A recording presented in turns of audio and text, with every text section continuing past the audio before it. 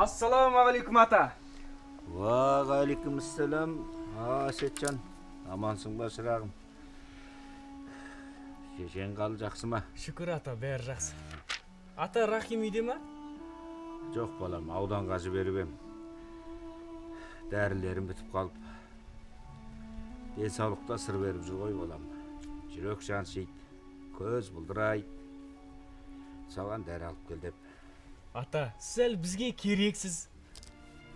Рахим дәрін жеткізсе, сіз жазылып кетесіз ата. Рахим келсе сәлем айтасыз ғой? Айтам. Сендер аман болыңдар балдар. Сау болыңыз ата.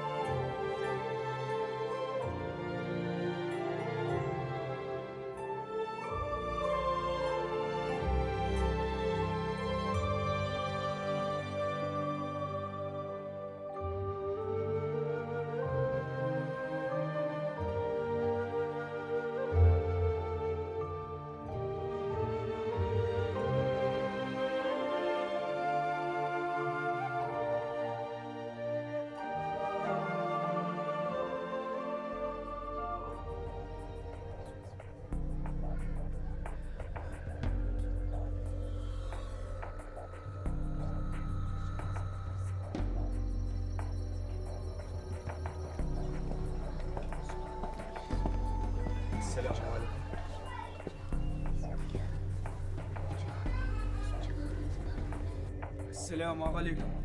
Aleykümselam balam.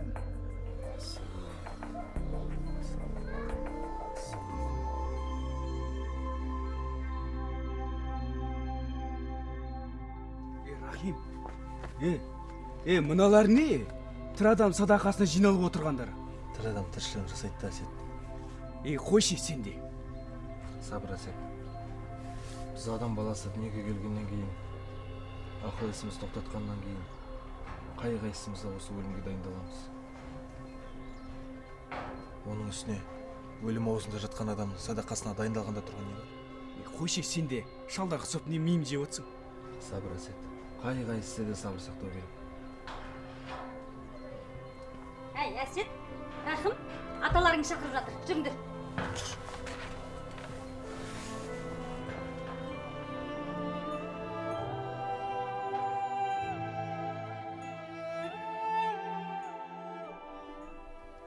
Балаларым,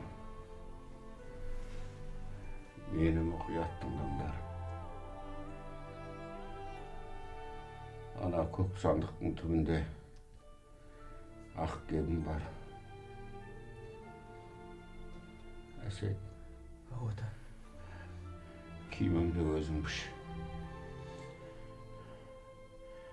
Жаназамды да өзің шығар.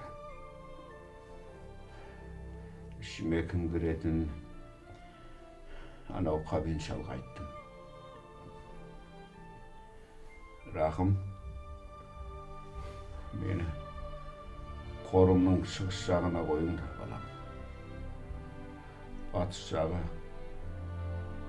ауылға ентеліп келеді. Сосын анау кітаптарды жетімсіретпей бөліп оқыңдар. Оқылмай қалмасын.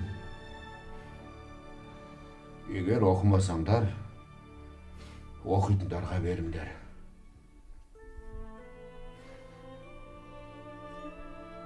Бір-біріңмен сыйласып өтіңдер. Бұл Фәриде артық кеткен жерім болса, кешір алсаңдар, кешіріңдер. Олай демеш ата. Әсет қарағым, сен шешеңді жалғыз қалдырма. О байқұстың сенен басқа ешкімі жоқ, білесің ғой. Берік бол Göz жасымды тый. Жылама.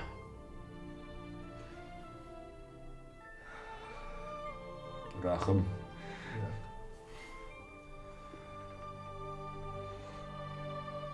Sen менің жалғыз тұяғымсың, балам. Обалыңа қалдым ау деп жүрем. Енді қолыңа байлау. Аяғыңа тұсаусалар ешкім жоқ. Қалаған оқуыңа түс. Жиып қашпай, сол қалаңда жатып оқып алам.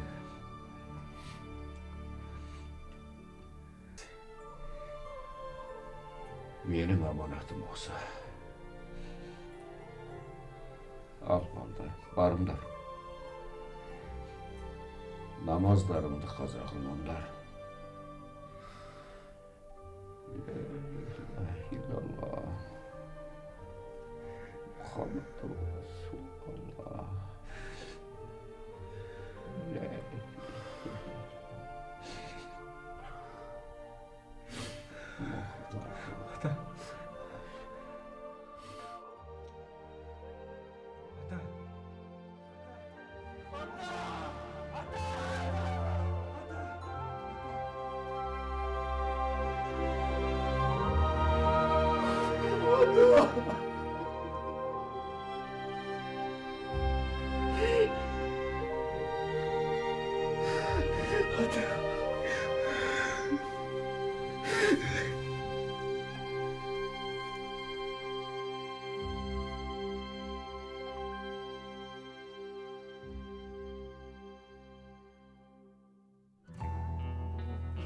Сәлеметсіздер ме әже? Көп жасайын. Аманбысың? Аман.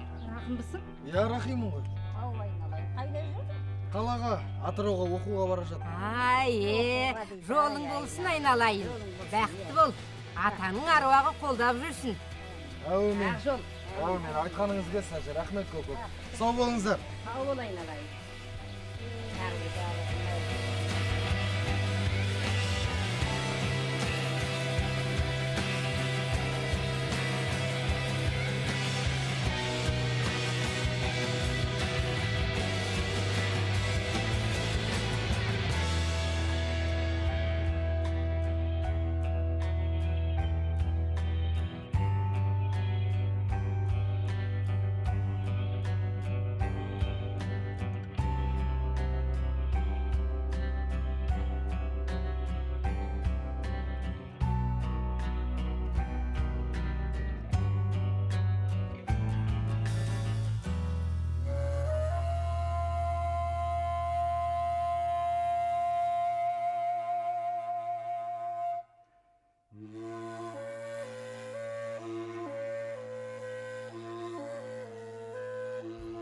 Осы уақыт аралығында Алатау баурайындағы Алматыға оқуға кеткен Рахим кіндік қаны тамған ауылына бірде-бір рет ат басын бұрмады.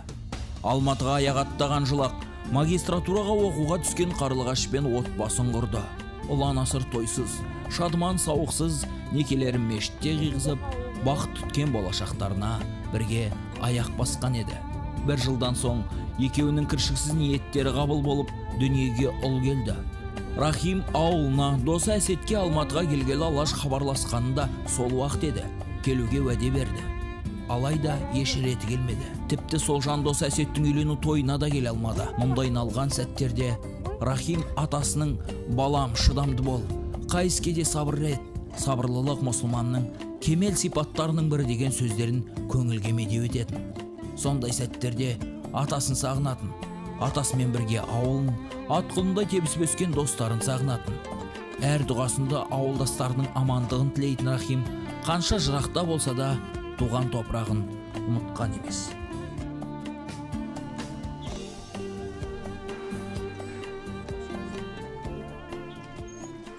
Апа! Ау! Апа, қонақтар келді, қарсы алыңыз. Кеп қалды ма? Келді. Сәлем бердік, апа. Қалыңыз қалай? Рахиммын ғой. Атекемнің көзі!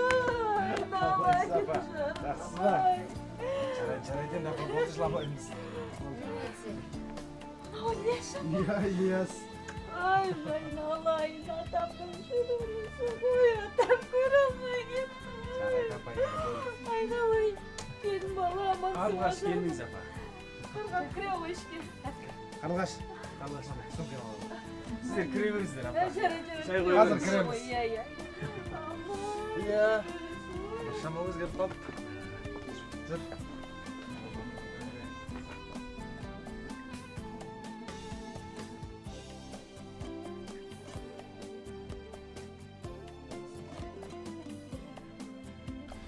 Иә, сонымен таныдың ба? Не дейіппіз? Қарлығашты айтам. Қазір есіме түсіріп қарайын. Көр. Есіме түспейді. Иә, мен саған жұлдыз туралы айтпап едім. Баяғыда батыстан шығысқа мекен, әлде Қырымнан Қытайға мекен, бір үлкен керуеннің керуен басы ат көлік шаршамасын деген ниетпен таң бозара жол бастаған екен. Сондай таңдардың бірінде аспаннан таң шолпан жұлдызынан бұрын өмірзая жұлдызы көрініпті. Керуеннің керуен басының есебі бойынша жарты күндік жолдан кейін оларға бір үлкен құдық кездесу керек екен. Бірақ олар адасып кеткендіктен ол құдық кездеспепті. Күннен күнге өмірзая жұлдызы пайда болып, оларды адасқанның үстіне адастыра беріпті. Сөйтіп керуеннің азық түлігі таусылып, ат көлігі шаршап, адамдары арып ашып, құм шағылға сіңіп жоқ болып кетіпті.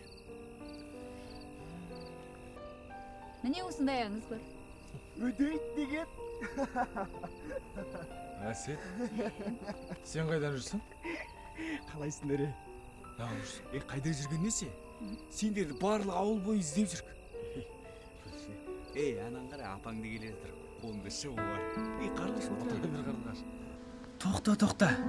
Субханалла. Бұл сол қыз ба?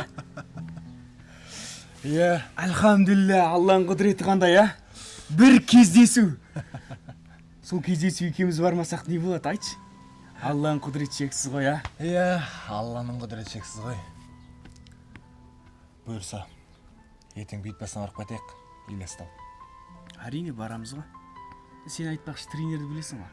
Иә, оны өпті. Қазір ол кісіде сәждегі басын еп намаз оқып жүр. Қасындағылың бәріне ақыл айтып айтыр. Жамағат жинап па? Жамағат. Қойшы сенде. Иә. Осы балдар қайда біз? Класстастар ма? Иә. Класстастардың көбі қалада. Ауылда ерікпен берік қана. Сол екеуі. Біресе бақты, біресе ауыл. Сөйтіп өмір сүріп жатыр айтыр. Сол баяқша ішуға білесің сен өзіңде. Дос дейді. Ең артынан өзің арақ ұсынады. Сол кез жүрген дырду төбелесің. Иә, ол екеуі қайтпас. Жүр, шай дайын болған болар. Жарайды, жүр кірсек кірейік. Алло, ассалаумағалейкумдар. Саламатсыздар ма? Қалайсыздар? Барлықтары жиналып қапсыздар ма? Жақсыздар ма? Қуаныштарыңызбен ап. Ал енді құрметті қонақтар, мына кішкентайымыздың шілдеханасына қош келіп жатсыздар. Мына көптен күткен азан шақырып ат қоятын кезде келген сияқты. Сіздер енді ренжімесеңіздер, сіздердің рұқсаттарыңызбен мына қаладан арнайы келген Рахим досым осы міндет жүктемекті. Оның мейлі. Саған арнайы сыйым болсын. Сыйың бар болсын. Қабекеңнің тұяғы. Өзі болмаса да көзі ғой. Кең азамат сол. Жақсысың. Шүкір, өздеріңіз амансыздар. Ал қонақтар тегіс жиналды. Әсетжан, ана баланы алып келіңдер. Келінжанды да ертіп кел. Иә.